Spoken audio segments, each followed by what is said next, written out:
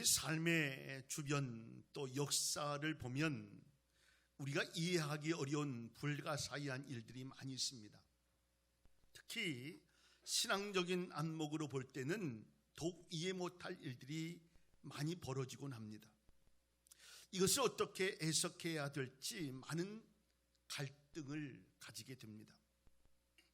지금 이 시간도 지구도초에 많은 사람들이 기아로 죽어가고 있고, 특히 죄 없는 어린 아이들이 뼈에 가죽만 붙은 채로 마지막 숨결을 내새이고 있는 모습을 보게 됩니다.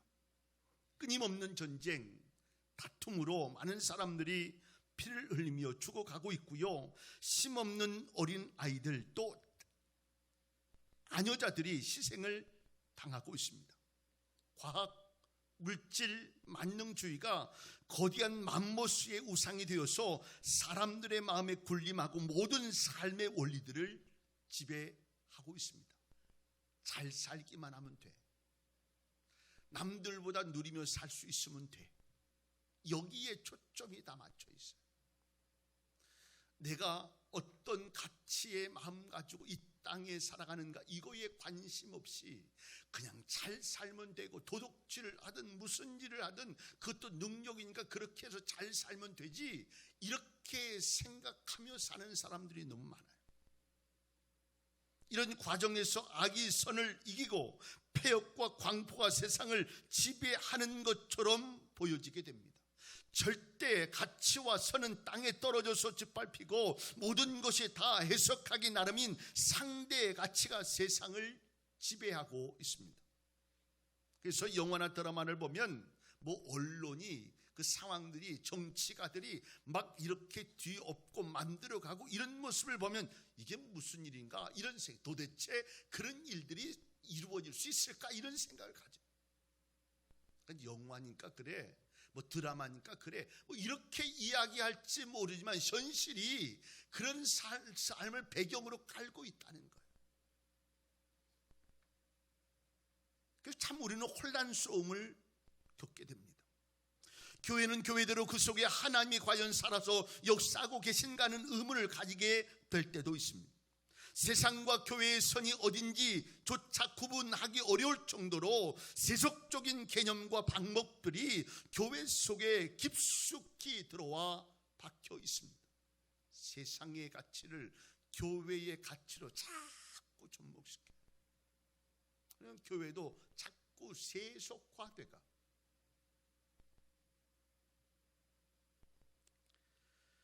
많은 이단들이 우후죽순처럼 생겨나기 시작합니다. 다 기성교회 틀렸다고 이야기하고 여기저기서 들리고, 진짜 당신 예수 믿는 게 구원받은 백성이 맞냐 자꾸 이야기합니다. 진짜 바르게 사는 성도의 삶이 가짜인 것처럼, 허상인 것처럼 느끼게 할 경우도 있어요.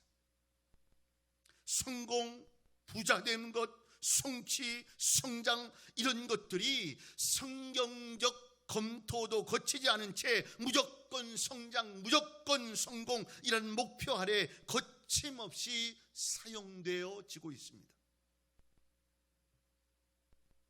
많은 이단들이 여기저기서 매력을 주고 많은 사람들에게 뭔가를 주는 것처럼 현혹시킬 때 과연 하나님은 이를 언제까지 방치해 두실 것인가에 답답함을 가지게 됩니다.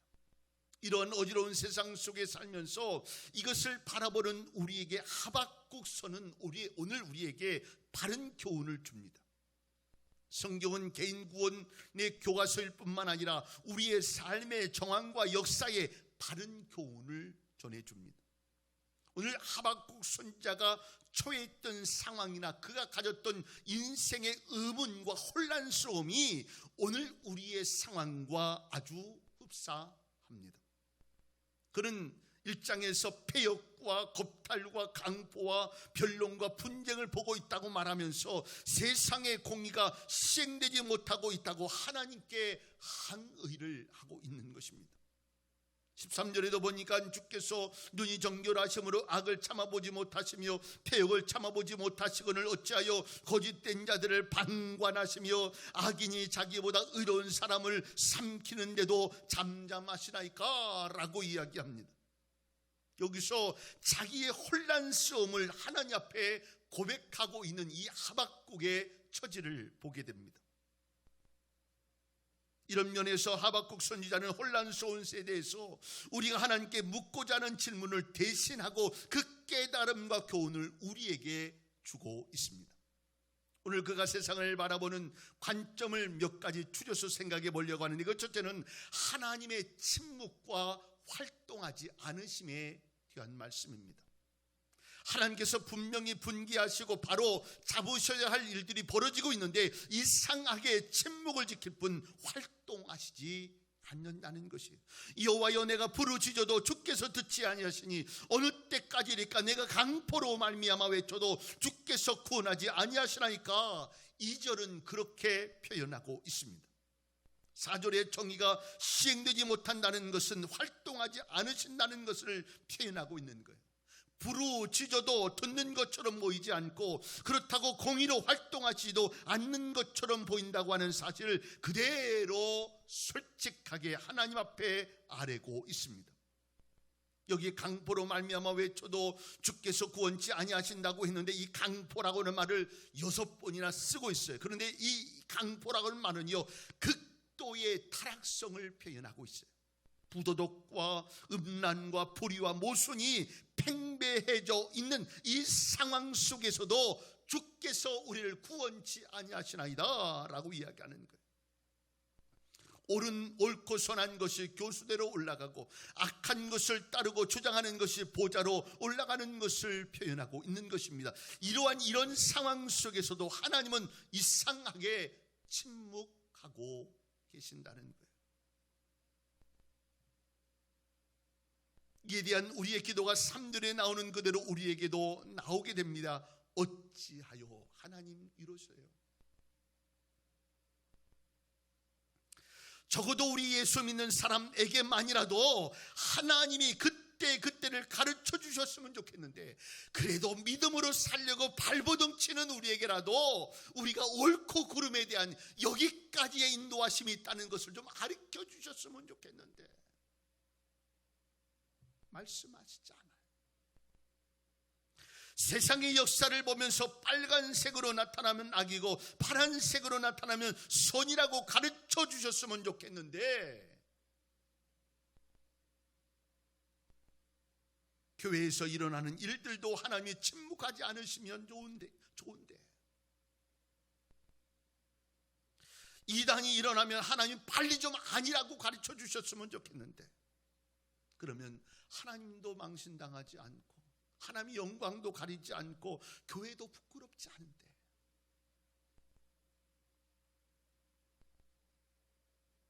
교회에서 어떤 일들을 하는데도 주님이 원하시지 않는 말을 하고 이기적인 생각을 하고 형제의 마음을 아프게 하는 말을 하는 사람 입에는 좀 두드러기가 나면 좋겠는데,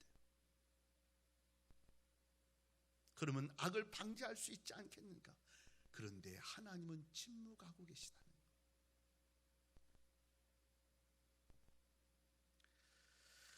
두 번째로는 모순되게 보이는 것에 하나님의 역사에 대한 문제를 이야기하고 있습니다. 5절부터는 겨우 하나님의 대답이 들리기 시작하는데 이것이 또 혼란스러운 문제를 가져옵니다. 사람들이 놀라고 믿지 않을 일을 할 것인데 라고 이야기하면서 악하고 사나운 이방의 갈대인을 일으키셔서 이스라엘 백성들을 치실 것이라고 말씀해요. 적어도 하박국의 눈에는 어떻게 하나님이 택하신 이스라엘 백성들보다도 더 악한 갈대아 사람들을 들어서 치겠는가 하는 거예요. 내가 잘못을 하면 그 잘못을 하나님의 공의로 치시고 혼을 내시고 야단치신다면 조금은 이해할 수 있어요. 아프긴 아프도 내 잘못이니까 가슴 아파할 수 있어요. 그런데 문제는 뭐냐면 이스라엘 선택받은 이스라엘보다 더 악한 갈대아 사람을 통해서 치시겠다는 거예요. 예수 믿는 사람들의 앞길을 예수 믿지 않는 악한 사람들을 통해서 그 앞길을 막겠다는 거예요. 귀를 기울이지 않으시고 침묵하시는 것보다 더 안타까운 일이에요. 이것은 이해도 되지 않고 믿어지지도 않아요. 하나님이 어떻게 그럴 수 있을까?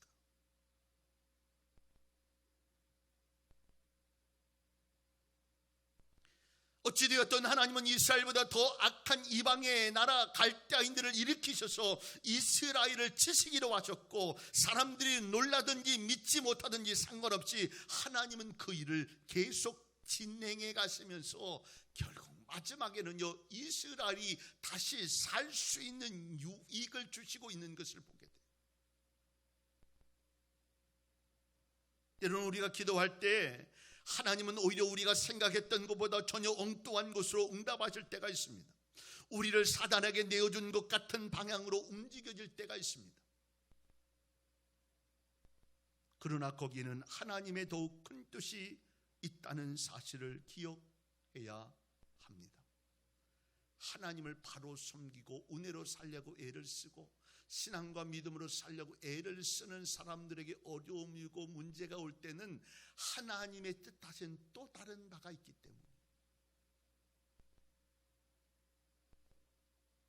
시한부 종말론자들이 자꾸 나타나서 막 다른 사람들을 현혹하죠. 이러면서 우리가 느끼게 되는 것은 진정한 교리가 얼마나 중요한 것인가를 알아요. 얼마나 사회가 병들었기 때문에 이 일을 교회가 제대로 정신 차리고 기도해야 하는 것을 알아요. 은근히 이 세상의 많은 사람들, 성도들 가운데서도 도피하려는 그 생활, 그 삶 속에 하나님의 역사가 필요함을 느끼게 하는 하나님의 유익함이 있어요. 정말 힘들고 어려울 때는요, 하나님 앞에 기도하는 것밖에 없어요. 그래서 그 유익을 얻게 하는 거예요. 힘들긴 하는데 주 안에 살면서 이루신 하나님의 은혜를 경험한다라고 하는 사실은 오늘도 우리를 힘있게 또 일어나 걸어갈 수 있는 힘을 얻게 합니다. 어떤 때는 건강을 구했지만 질병을 주셔서 겸손하게 하세요. 참 건강이 얼마나 축복인가를 느끼게 하죠. 어떤 때는 물질의 부유를 구했지만 가난을 주셔서 주님만을 바라보며 살게 하셔요. 어떤 때는 지식과 명예를 구했지만 평범함을 주셔서 평범 속에 있는 하나님의 행복을 경험하게 하는 경우도 있다는 거예요. 우리는 하나님의 오묘한 이 사실을 측량할 수 없어요. 이러한 가운데 우리가 가져야 할 입장은 무엇인가? 하나님의 침묵하시는 것도 아니고 활동을 멈추고 계신 것도 아니라는 사실을 알고 믿고 나가야 돼요. 6절에 보니까 잠잠한 가운데 하나님은 하나님의 경륜을 가지고 갈대아 사람들을 일으키셨다라고, 하나님의 경륜과 하나님의 계획 가운데 갈대아 사람들을 일으켜 세웠다는 거예요. 악한 사람들도 하나님이 통치하시고 다스리시고 주의 뜻을 위하여 쓰시고 계시다는 사실이에요. 하나님의 백성만 지배할 뿐만 아니라 이 세상의 모든 백성을 지배하고 계시다는 사실을 우리는 알고 믿고 나가야 합니다. 이 세상에는 궁극적으로 하나님의 지배를 받지 않는 힘이란 존재하지 않다는 사실을 알아야 돼요. 이 갈대아 사람들의 막강한 군사력은 그들의 주도권으로 있지 않아요. 하나님이 그들에게 준 기회로 말미암아 생겨지는 거지. 그들을 끌어올리셨기 때문에 되어진 것이라는 거예요. 이 세상의 무수한 권력들이 오르락내리락 하는 것이 자신의 힘에서 나오는 것 같지만 우리는 하나님의 역사의 손길을 기억할 수 있어야 합니다. 강대한 로마 제국을 끌어내리시는 것도 하나님의 손길이었어요. 강력한 공산주의가 해체되는 것도 하나님의 손길임을 우리는 기억해야 합니다. 소련이 무너질 때 순식간에 무너졌어요. 거대한 미국과 막상막하 역할을 했던 그 나라가 순식간에 무너졌어요. 물론 지금도 어떤 영향 안에 있어서 있긴 있지만 순식간에 무너진다는 것은 쉬운 일 아니에요. 우리 이러한 과정 속에서 하나님이 주시는 답변을 듣게 되는데, 그것은 역시 믿음으로 말미암아 살리라 라고 하는 말씀이 2장 4절에도 보면 그러나 의인은 그의 믿음으로 말미암아 살리라 말씀합니다. 이런 상황 속에서 우리가 살 수 있는 방법을 제시해 주고 있는데, 이 하박국 뭘 이야기해? 믿음으로 말미암아 살리라는 거예요. 침묵하심에, 하나님이 움직이지 않으심에 오늘도 우리가 이것을 이해하고 받아들이고 믿음으로 갈 수 있는 것은 믿음으로 말미암아 살리라고 하는 이 믿음 외에는 없다는 사실이에요. 우리가 보이는 것을 따라 판단하고 살 수가 없습니다. 우리가 눈을 뜨고 크게 뜨고 무슨 일이 일어나고 있는지 잘 살펴보면서 사는 것도 중요합니다. 그런데 이 인간적 관점에서 판단하고 살아서는 안 되는 거예요. 뭘 봐야 되냐면 믿음의 관점으로 봐야 합니다. 믿음의 눈으로 하나님을 보고 살아가야 한다는 사실을 잊지 않기를 바랍니다. 내가 어떤 판단을 제대로 하고 있다라고 이야기하지만 늘 우리의 판단은 허술합니다. 한쪽만 보게 돼 있어요. 내가 보고 싶은 것, 듣고 싶은 것, 내가 하고 싶은 거에 관점을 두고 있어요. 그런데 하나님은 어디에 관점을 두고 있냐, 이 모습을 바라봐야 돼요. 이런 상황 속에서도 하나님은 어디를 보게 하시는가?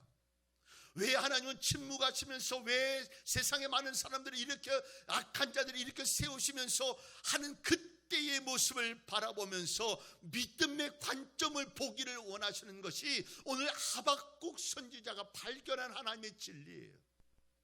오늘 우리도 믿음의 관점이 여러분의 관점되는 은혜가 임할 수 있기를 주의 이름으로 축원합니다. 이 짧은 예언서를 통해서 그런 이 믿음의 관점을 보면서 이렇게 했어요. 우리의 송아지가 없어도, 곡식의 열매가 없어도 나는 하나님을 기뻐하리로다. 이것이 마지막 하박국의 마지막 결론이에요. 이럴 수 있는 믿음의 은혜는 어디 있는가 하는 거예요. 이건 믿음으로 되어지지 않으면 되어질 수 있는 삶이 아니에요. 여러분, 믿음의 관점으로 모든 것을 바라볼 수 있는 은혜가 있기를 주의 이름으로 축원합니다. 그러면 모든 것들이 조금씩은 이해가 되어지고, 조금씩은 하나님을 바라보면서 인내하게 되고, 조금씩은 하나님의 의도를 파악해가면서 그 길을 향해 조심하면서 쫓아갈 수 있는 은혜가 있어요. 여기에 중요한 것 한 가지가 더 있는데, 하나님과 계속하여 씨름하는 기도가 필요하다는 것입니다. 오늘 본문에 표현한 가운데 어찌하여 하나님이라고 표현합니다.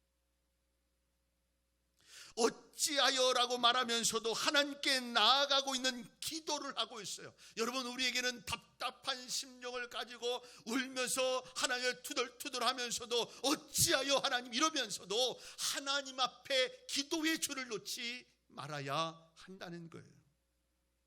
어떤 때는 그것이 12조의 기도가 될 수도 있어요. 하나님, 나한테 어떻게 이럴 수 있어요? 내가 무슨 잘못을 했길래 이러면서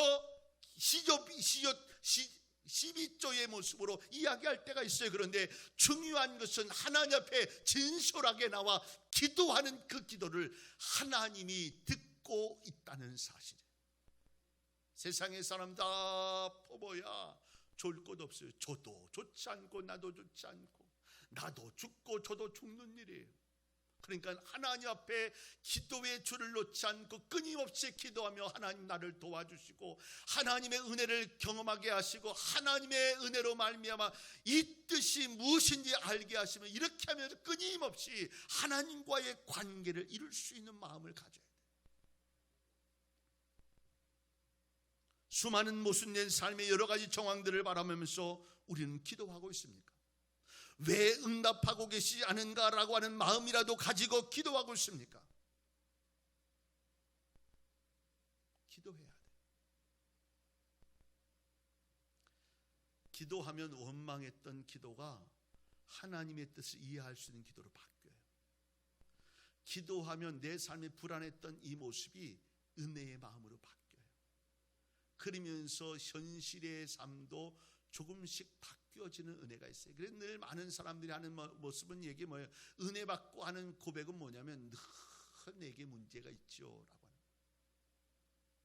남의 문제가 아니고 자책의 문제가 아니고 부모의 문제가 아니고, 내 직원들의 문제가 아니고, 내 옆에 있는 동료의 문제가 아니고 나의 문제임을 이 기도하면서 얻어주는 하나님의 은혜, 그러면서 다시 시작하게 되는 마음 속에 이렇게 원망하며 어찌하여 하나님 이렇게 우리를 그렇게 할 수 있으면 폐역과 강포가 난무하는 이 세대에 어떻게 하나님 그렇게 가만히 계실 수 있어요? 이런 상황 속에서 이 하박국은 마지막에 고백하며 나는 그래도 내 우리의 모든 것이 없어도 나는 하나님을 찬송하리로다. 그래서 우리가 해야 할 일은 이 상황 속에서 기도가 해. 이 상황 속에서도 기도가 돼야 돼요. 여러분 뭐 이런 얘기를, 이제 목사님 제가 기도할 여유가 없어요. 기도의 여유가 없는 게, 기도할 시간이 없는 게 아니라 가장 중요한 그때가 기도할 시간이에요. 하나님 맡길 시간이에요. 하나님이 도와줘야 상황들은 바뀌어요. 그래서 기도의 줄을 놓지 말아야 하는 거예요. 사랑하는 여러분, 오늘도 기도의 줄을 놓지 않고 하나님 앞에 기도하면서 하나님의 뜻을 발견하고 하나님 주신 힘을 가지고 우리에게 주어진 모든 일들 가운데 승리하는 은혜가 있기를 주의 이름으로 축원합니다. 말씀을 정리합니다. 오늘 하나님의 침묵, 또 하나님의 공의로 일하시지 않는 그 일들, 이해할 수 없는 그 일들, 악한 자들을 일어나서 선한 자들을 다 없애는 모습으로 되어지는 이 상황, 그 속에서도 우리가 가져야 할 것은 믿음으로, 믿음의 관점으로 바라보는 거예요.